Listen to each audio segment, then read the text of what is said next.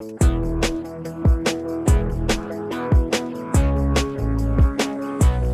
we are back. This is Skrizz and Adam with a new episode of The Rise. It's the first one we are doing in person for a hot minute now, so I'm excited to see your handsome face in person. Adam, how you doing? I'm doing well. Yeah, it's been far too long. We tried doing virtual for a little bit. We did some virtuals. We had some wins and we had some losses, and we're learning every day with the virtuals. So fans of The Rise, expect more virtuals, and we're figuring it out. It takes a little bit of time, but we're getting there. We're trying to figure out how to position the camera horizontal versus vertical, how to make sure we're recording. What we're saying is we have no idea what we're doing. None. But we're figuring it out. We have chemistry in person, and we are here to bring you that chemistry in person. The first thing that comes to mind, me and Adam talked before the show, was it is a new year. New year means new opportunities, new disciplines, new philosophies.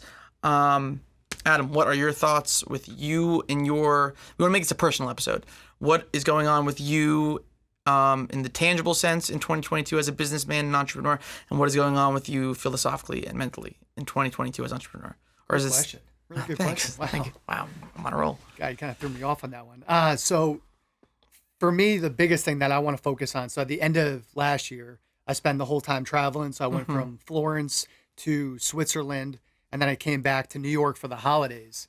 And now what I want to be doing is I want to spend all of 2022 on the road, traveling, building an online business. So that's my complete focus now moving forward, is how do I just build an online business with my business partner from wherever we want to be in the world. So a question for you. This is obviously you want to travel because traveling is great. Everyone wants to travel. Everyone wants to go to Italy and eat great Italian food and go to the south of France. But would you say it's like a self-fulfilling prophecy that you're choosing to travel and build the business so that the birth of the business is out of necessity? You're trying to make something that is not geographically dependent on where you are. So by doing that, you're bringing yourself out of, let's say your comfort zone is New York, the state of New York, where you have a lot more resources than you do in France. And by doing that, by doing it in France, let's say, any problems that will arise in the future of it being a non-geographically dependent business will arise, and you will be able to tackle those problems. Is that your philosophy, or do you just want to go to the south of France? No, I mean, for me, like for me, entrepreneurship can create freedom. I think we all desire in life is freedom. For sure. In one way or the other. And for me, we started building this online business as a side hustle 8-9 months ago, and it's starting to develop into something that could become a full-time business. And now we're saying, could we do this wherever we want in the entire world? So for me, it represents freedom and the opportunity to build hopefully something that could be pretty special, doing whatever I want, wherever I want. So almost what you're saying is, like, in the spirit of entrepreneurship and what the goal of the business is that you're traveling in the sake of the spirit of it, if that makes sense. Not out of like a necessity thing is what I'm saying. Just like being an entrepreneur means you can travel. So if you can, you will. Right. Is that kind of what you're saying? Yeah. I mean, it's questioning all of what I thought being an entrepreneur was. Like, I thought it was you had to be in the office from the early morning to late at night, being in the same location forever. So for me, it's more challenging everything that I thought I knew in the past and seeing if I can do this. And if I could do this, okay, what's the next wall that I can break through? Me, as somebody who knows you, to the people who don't know, you were like WeWork, office, like the clean cut thing. How many years did you do that? 6 years from start to finish. Got it. So this is literally taking that, selling that, and then taking the sharpest left turn you can. Yeah, I mean, I took a couple of turns in the past 2 years since like I sold it, and now it's just, all right, I want to do this and then see where my heart is next. And there's challenges. You know, it's awesome, like being able to meet new people, experience new things, build a business, do all those things. But there's, you know, the other side too, where, you know, you're on the road constantly, you're living out of a suitcase. It's tough to have anything. I think there is something as like a musician that is like, it's humbling, but it's also like, it's almost like the refresh button on like your email or your whatever. Like, by constantly surrounding yourself with new people every single night, you get this fresh perspective on everything. And it's like when you're around the same work environment, you get all these philosophies and all these whatever mannerisms like just deep in your DNA. And whenever you're able to just kind of be moving like crazy, I always say this, I bring this with a lot of things in my life, just being around so many different types of people, is that you just learn everybody's full of shit. Mm-hmm. Everybody's full of shit and nobody knows what they're doing. I think a few months ago I talked to you and you were in Italy and we were just chatting like we chat now, and you were just saying like it's so refreshing and different. There are cafe owners here making the most amazing food and coffee on earth, and they could not give a flying fuck about making $1. Like, just don't care. Yeah, it's so interesting. Like, it's a really, really good point you bring up, because first of all, you need to remove yourself, in my opinion, from wherever you are, just even to expand your mind for creativity. But yeah, like it was nuts. I come from New York. Sure. You know, if you can make it here, you can make it anywhere. Yeah. Everyone's just like mile of like just going. Yeah, all the time. You go to a freaking deli and it's like, give me your order right this second. Boom, if you're boom. not, get out of here. Yeah, like everything is just boom, boom, boom, money, whatever. That's and, so New York. Yeah, yeah, and I appreciate that. But in Italy, I was like, I went out to this lounge club and I got close with the two owners, and they were awesome. And they're taking 30 minutes to make my drink. Yeah, of course. And they're chatting the entire time. And it's not that they're being lazy or like pushing us off. Like, they're doing every little detail to make sure this is the greatest drink of all time. I'm like, you could have made this drink 80% as good, and I would have had 3 by now.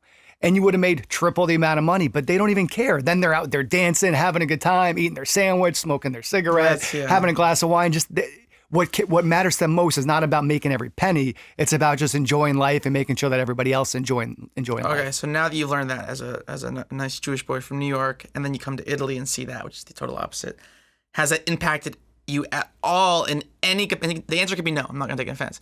Any capacity in how you view being an entrepreneur in 2022? Yeah, for sure. So going back to your original question, like for me, joy is much more important to me now. That's great. Like, I want to enjoy my life as I do this stuff versus before. Like, I loved having the calluses and just like I used to box, not really box, like in a fake, not great gym. I was a fake boxer. Okay, you were a fake boxer in a real gym. I did not know what the hell I was doing. Anyone in that gym can vouch for me on that. Got it. Okay. But like, I used to love hitting the bags and like cutting up my knuckles. Like, I just like that pain. Mm-hmm. Now though, I don't want to cut up my knuckles. Like, I don't mind grinding and busting my ass and doing all that stuff. I love that. Like, that's who I am in my core. But like, I want to be in the south of France, making money at the beach, meeting new people, enjoying life more than probably I did in the past. Like, I want to see if I can combine the two versus them competing against each other. It's like to enjoy every single second of the process, as opposed to busting your ass for 5 hours so you can go home and have a dinner and be like, I busted my ass for 5 hours. Yeah. Yeah. So like, for you then, what's your thought for, and what's your mindset for 2022? Because I know you have some interesting things that we've talked about off the air, but I want the audience, the skrizzlyadams audience, to hear about it. So if we were to just focus on like the artist business, the big change I'm making this year, and it has like several different reasonings for it, and I think one of the reasonings is kind of going to connect with what you said. For me, I've spent so much time figuring out the craft of making music, putting money into getting that music out there and all these sort of things. And then I kind of had a revelation where I was like, the only thing that matters right now is making great music and making lots of it. You know what I mean? Like, rather than dividing 50% of my resources into that and 50% into resources that are marketing, and let's say the best marketing resource will give you like a 15% return. I don't mean a 15% profit. I mean a 15% return. So let's say I spend $2,000 on independent playlisting, which is going to get it in front of more people's ears. I'm only going to make 15% back. You know what I mean? So I've done stuff like that, and everyone does stuff like that my whole career, to just get those extra ears and get those extra things, where I came to realize, if I can just deliver great music after great music in a capacity that no other rock artist on earth is able to do, that's all the marketing I need. And that's my philosophy. And so dive into that a little bit deeper. Sure. So for a rock band, like a peer of mine on Spotify or Amazon, the normal for them is they're going to drop a 16-song album or a 12-song album or a 10-song album every 18 months or every 2 years. They're going to drop 2 singles before, and the record label is going to spend absurd amounts of money to get them on the radio where nobody's going to listen to them. And they're going to tour, and like, that's just becoming more and more obsolete. And as you've seen me over the years, I'm just dropping singles all the time. Think of like dropping a single as doing a TikTok post. Like, they say if you drop 3 TikToks a day, it's just going to happen. It's just kind of inevitable. And Isn't that the Gary Vee method where he's like, just put out, and just give yourself a chance to just slowly build up, and have one that might be a big hit that does come out of that. And then it pays for all the rest. And that's the Gary Vee model. And I think we've talked about the Gary Vee model on this show before, and like everyone's talked about it since 2017. The big thing with the Gary Vee model is he's talking about hip hop at the end of the day. Like, I work with hip hop artists. We can go into a basement and make 5 songs in an afternoon. It's very, very easy. Why is it easier? Hip hop is a 4-bar loop. You have 3 different sections. That takes 45 minutes to make. The chorus, like ba-da-ba-da-ba, ba-da-ba, ba-da-ba-da-ba. That takes 30 minutes to make. You write verses. It takes 45 minutes. That's it. It's just easier. It's not worse. It's not. I think it's better. It's bigger sonics. It's more. And then what's the difference between something I do is between you and that? Like, to write the song and come up with a fleshed out like alternative rock or whatever production, and let alone how to sonically execute it, takes weeks. So that's the difference. But I spent all this time building up, so I'm a little bit ahead of schedule now. Where I said it on social media a couple days ago, and it said, I said, like, fuck it, I'm saying it. I'm dropping 4 albums in 2 years, which is damn near impossible. But I'm on track to, I'm confident I can do 3. I'm going to try to get 4. What makes, so like, let's say you put 20 songs out there. What makes that 1 album versus 2 albums versus 4 albums? Is it just that, like, the album has to tell a whole story? I was talking with someone on my management team about this. We've deduced it down to two moments of profound progress. So, number 1 is, I think you can vouch for this yourself, is like, anyone who's ever invested in me, whether they were in the music industry or a very serious fan and doing something, or even a casual fan, they're investing their time. Anyone who's invested in me has kind of proven the same. They have the same reasoning for getting behind me, and the reasoning they get behind me, aside from loving my music or being a fan of the songs, is that they know I'm not going anywhere. That's like the big thing people will tell me. They're like, oh, well, you're not going anywhere. Whereas like 98% of artists will, even if they have a huge smash, right, will not have a career. Yeah, so they say, like, in the small business world, 9 out of 10 small businesses are going to be dead. I think it's within 2 years. For sure. Same type of thing for artists. Exactly. Their lawyer quits on them, then their management quits on them, their producers quit on them, and they don't know what to do. And that's over. If you kept going the, what the hell is it called? The give it to me. Come on. When someone's overseeing you, a label. Yeah. Blanking out, Okay, sure. So if you kept the label route, if you didn't drop your label, sure, do you think that would have been you? Do you think you would have flamed out? No.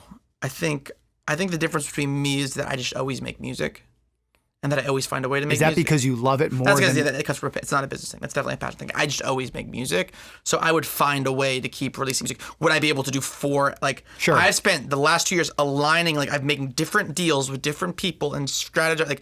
Like, I remember I was talking to my friend JP, who produces a lot of all the webby stuff, and like, he just asked what I've been up to. I'm just like, I'm just working on producing me. Like, all of 2021, my craft, like I am calling Ken. I am asking every question I can to figure out how I can be the best producer for myself possible. So how are you going to put out 4 albums in 2 years?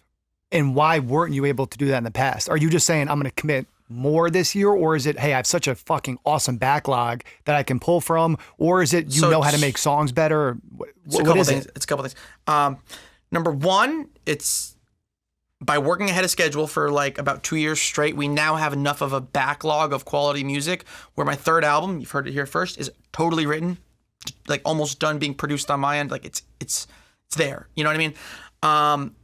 And then, so I'm writing wise, I'm able to get ahead. That's the big one. And I've figured out ways to ensure I'll be ahead and still make quality stuff. And number 2, the big one, and I don't want to get too logistical because it's not, it's private business, but like, I work with a mixer named Brent, and he does a lot of my additional production. And like, we've been just growing together for 7 years, where I remember the record was Home to You, and then Come Out Tonight, and then the Can't You See cover. We just hit a stride together, where like I said, like, me and you now have a rhythm that like is really good. So instead of doing something in 40 days, can we do a song in 20 days? And if so, what is the business behind that? And then I got him to just sign on. So I was able to I was able to come up with the songs and come up with a formula on how to get them done in a faster way.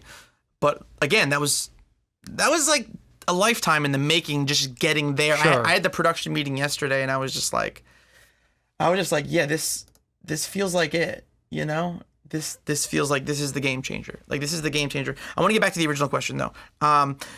The original question was, the goal is that this time next year, I'd say 85% of people that encounter me don't know that I'm a lifer. They just look at my discography and see one album. They don't know me like you know me. They don't understand that this is going to happen till the day I'm 70 years old, whether I'm playing a 50-person show or a 50,000-person show. So the whole point is like, it's like, wait a second, you just put out 2 albums in one, like, that changes the complexion. That changes the complexion a lot. I know you don't think about that because you know me so well, but for all we know, a lot of people have encountered me several times, hundreds of thousands of people like, oh, I know that one song when there's... So what Talk about happens? Netflix shows. Netflix shows blow up on the 3rd, 4th, 5th season. Sure. Okay, so just think about that. And then the second question is, after doing another year of 2 albums a year, you should financially be in a much more profound place where not only is your operation undeniable, but your monthly income and your annual income is undeniable. You can reinvest that. You have a better team in place, better systems in place, all that stuff that you could replicate. But what happens a year from now after you put out a few albums, and then 2 years from now after you put out the 4 albums? Like, what's the biggest difference other than more money in the pocket or a little bit more recognition or whatever that is? Maybe it's a lot more recognition. So it could be no recognition. You have no idea. Sure. So I'm the king of pivoting. I say I'm gonna do something totally different. The operation shouldn't change. It should stay as lean. If I'm making profoundly more money, then yes, we're reinvesting it in whatever. But the whole point is not to right now. The whole point is to just like content. Like a YouTuber would. You know what I mean? The really main difference is income goes up, audience goes up. And then my whole point, I was talking to someone on the phone today, was like, after these 5 albums, think of these 5 albums as like a rapper's mixtape. Then I'll do 1 album a year, and then the track lists will be longer. I do short track lists. I always do 10 tracks. But you need more tracks to chart. From that moment on, we're going to try to get a number 1 album every single year. And that's the difference. Okay, so let's, one of the things my dad taught me when I was applying for jobs back in the day, Sure. of like, ask the question, so a year from now, and we're celebrating, Sure. what is that thing that we're celebrating? Like, what's that success that we're celebrating? So like next year at this time, I know you don't drink anymore. Congrats to you. Thanks. Good work. What are we celebrating? Let's say 4 to 10 times as many streams as we did the year before. And how many streams did you have in 2021? Don't know. It was 3 million on Amazon, 13 million on Spotify. Let's just say 15 million, I guess, or 16. So you want to do about 60 million streams plus. Yeah. Like, That's awesome. just think about it as sales. Like, streams are sales. So like the end of the year sales report, like we just sold a lot more. You know what we should do? When you hit 60 million streams in 2022, I think there should be some type of fan giveaway. Okay, I like that. Let's make it 50. Make it easier. 50 million streams in 2022. Skrizz fan giveaway. What do you want to give away? We're gonna give away private Zoom concert. Private Zoom A concert. full one, like 12 songs. Wow. Nice. For one lucky fan.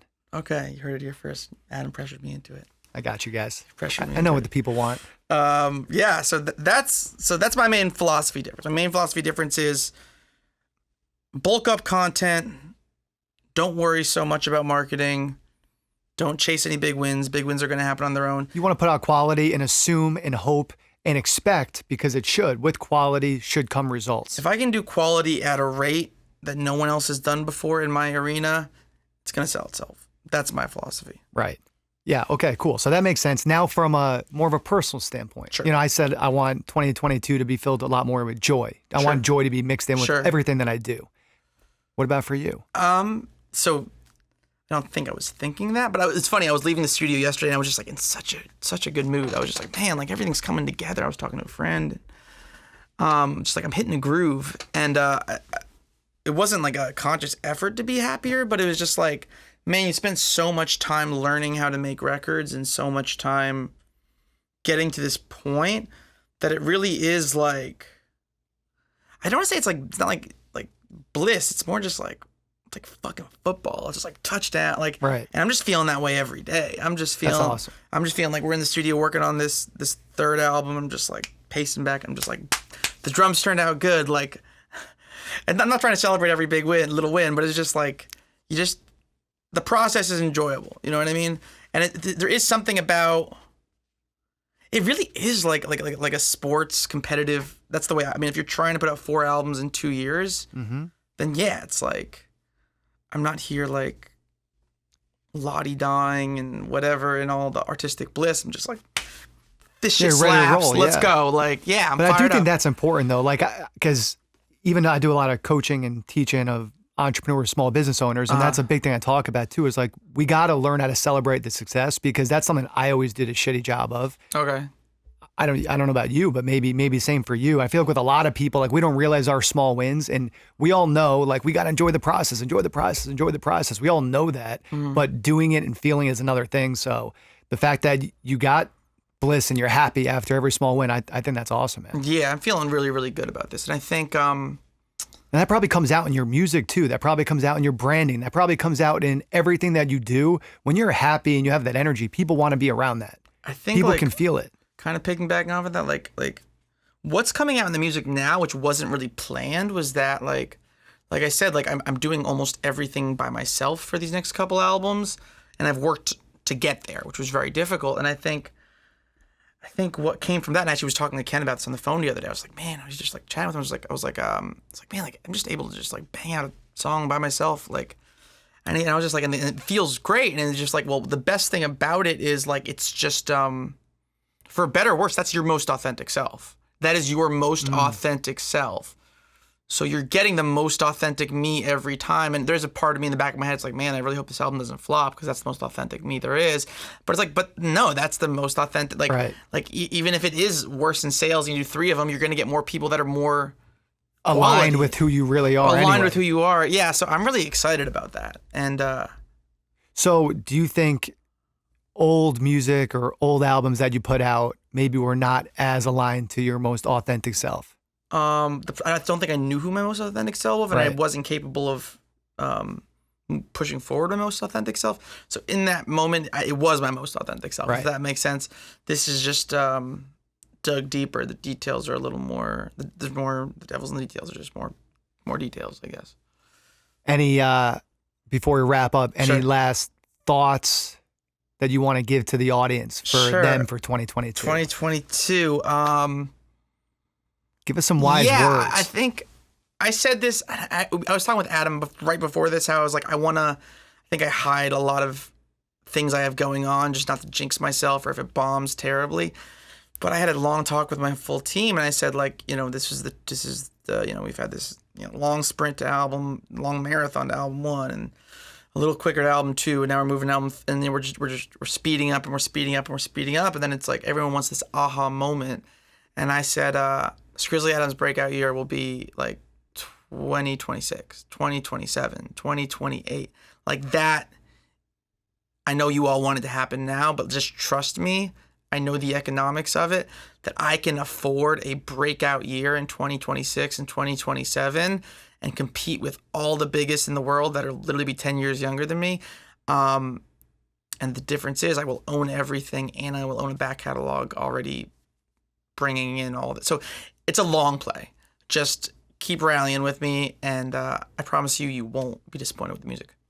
I love it. That's well said. You're feeling every groove in the process, which is why, you're a long-term play. You're not an in and out, and you're done and you're forgotten. Yep. So you almost brought a tear to my eye listening to that. God. Adam. I don't think I can say anything else on this podcast. On that we might note, just have to wrap up at this point. Tissues at this point. Everyone, Yeah, come on. love you guys. Happy 2022. Tune in, share, subscribe, and you'll hear more from us soon. Peace.